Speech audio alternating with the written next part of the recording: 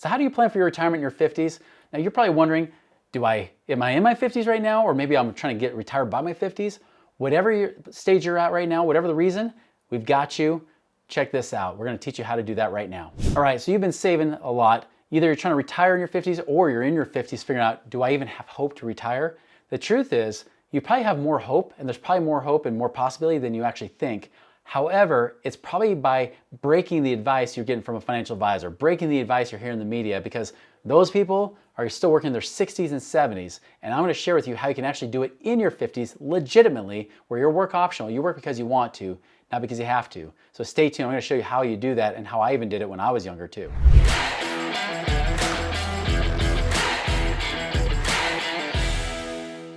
All right, so like any plan, you got to plan from A to Z. Or Z if you're Canadian, right? You got to plan from A to Z. You got to figure out like, what is it? Oh, sorry, from in your angle of the camera, A to Z. There, better. That way, not this way.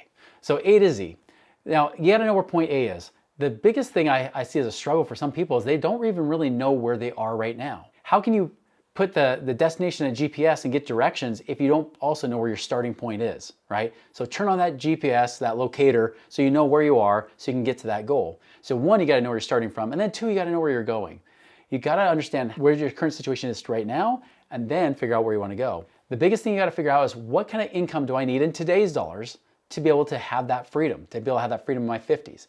And really, don't be conservative about this. Don't try to say, well, I could live on less. That's what every retired person does in their 60s and 70s, because if they follow financial advisors' advice, they're going to find out that by the time they get their 60s or 70s, they're grateful they have Social Security because anything they did in their 401ks and IRAs wasn't enough. Happens day in and day out all the time. 98+% of people actually never get a comfortable retirement. It's usually only about 1% that actually succeed at it, and that's because they packed away a massive amount of money and then they lived like paupers the rest of their lives. Now I know there's gonna be somebody commenting in my comments saying, well, actually I'm retired and I'm not a pauper. I live on $4,000 a month and I don't need that much. I also am not married and I don't have any kids and I don't care about anybody else. I just live by myself.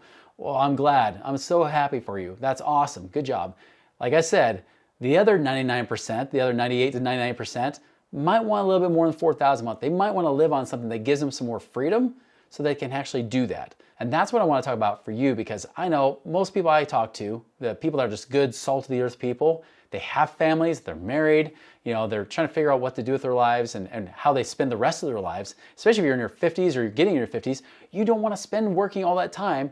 Until then, you have to stop. By the way, there was actually an article recently that money managers are saying, you know what, the new retirement age is now 70, not 65. They're saying you should work into your 70s and then retire. Why do they say that? Because they know that one, their mutual funds don't work.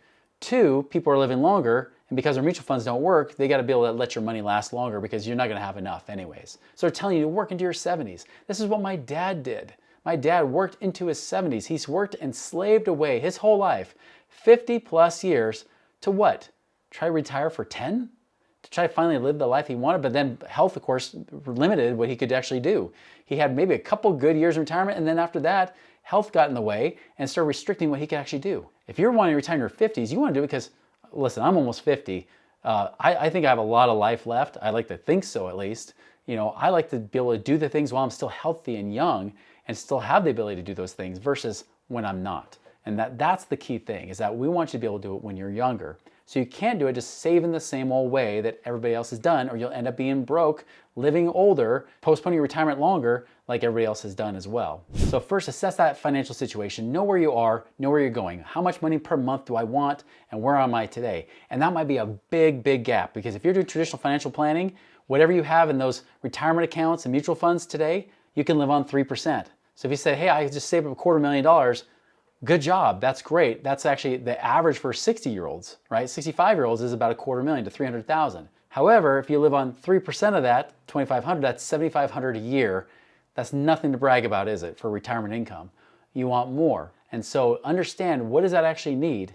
Then Next thing you do is now we got to start tracking your money. Start really being a wise steward of the money you have. Now, I know like everybody's telling you to live on rice and beans, all that kind of stuff. I'm not saying that. I don't think you should live on rice and beans. I think you should actually enjoy life. I think you should take the occasional vacation and still enjoy your family while they're still home, while they still want to enjoy time with you, because once they get older, they may not, or they might have their own lives and it's already too busy. And then you're singing Cats in the Cradle and crying to it because you realize you waited too long, right? So it's not about deferring your life forever, but be a wise steward of your money. Track your expenses, using tools like Monarch Money or Rocket Money, something like that. Make sure you're tracking your money every single week to understand where the money's coming in, where it's going out, know your health of your financial situation on a real-time basis. And then from there, then we can start to figure out like how do we actually start doing stuff? Are there excessive debts we want to get rid of?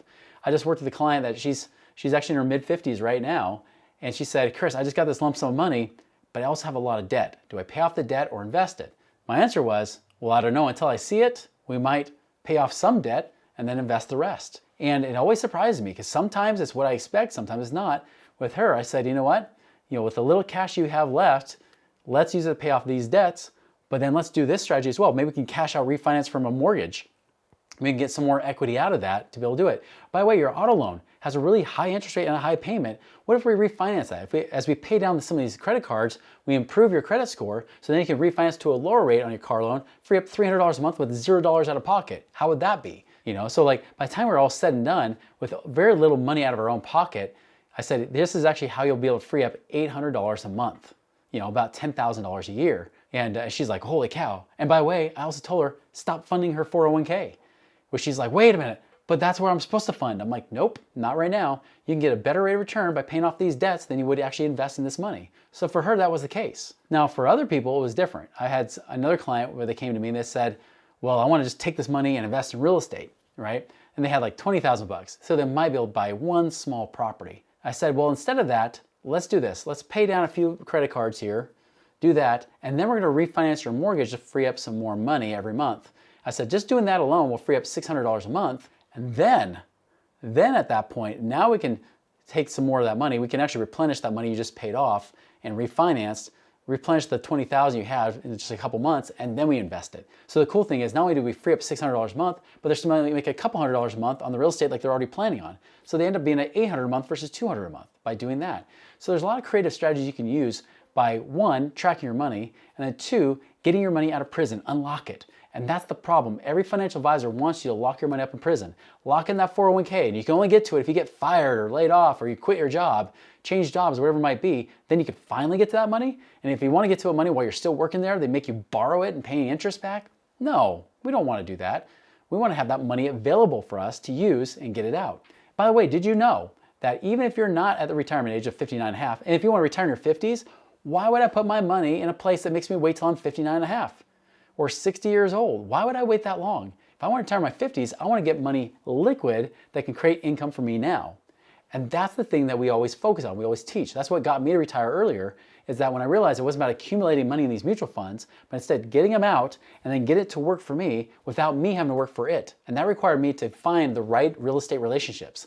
Things where I have money backed by real assets like real estate, but then I get somebody else that's doing the work and they pay me a return. Sometimes it's even contractual. They might say, I'll pay you 9%, 10% a year. Some even pay like 12 or more percent a year, depending on the terms and the conditions. And so I know I can get that regular stream of income always coming in to pay me. So if that same thing might, like that person that has $250,000, so instead of making $7,500 a year with that mutual fund, instead I'm making $30,000 a year from this real estate coming in. That's 4 times, that's quadruple the results with the same amount of money. And that's why I say there's still hope. Even if you feel like you're showing up to the party a little late, there's always hope. Even with that woman that's in her mid-50s right now, she's saying, hey, I've got money, but what do I do with it? Well, first and foremost, we do it step by step and do it where we can pay off the right loans, improve her credit score, so then we can access the equity from her house and then invest that money too. Next thing you know, guys, we're making thousands of dollars a month for her that is getting her on the path of financial independence and freedom. And this is from somebody who literally was like just years ago when I first met her was saying, I'm flat broke. That's the beauty of this, is that you might have more hope than you realize. And the way to find that out is I recommend going to moneyripples.com, click on the passive income calculator to see what's possible in your situation. Because even if you earn just just more money, even if it's like 10% return on the money you have, that 200,000 can become a 20,000 a year. That million can become 100,000 a year. Guys, you can make so much more and have that freedom now versus waiting years down the road and have to fight inflation. That's not worth it, guys. Find out how you can create your financial freedom today by going to moneyripples.com, clicking on that passive income calculator right now.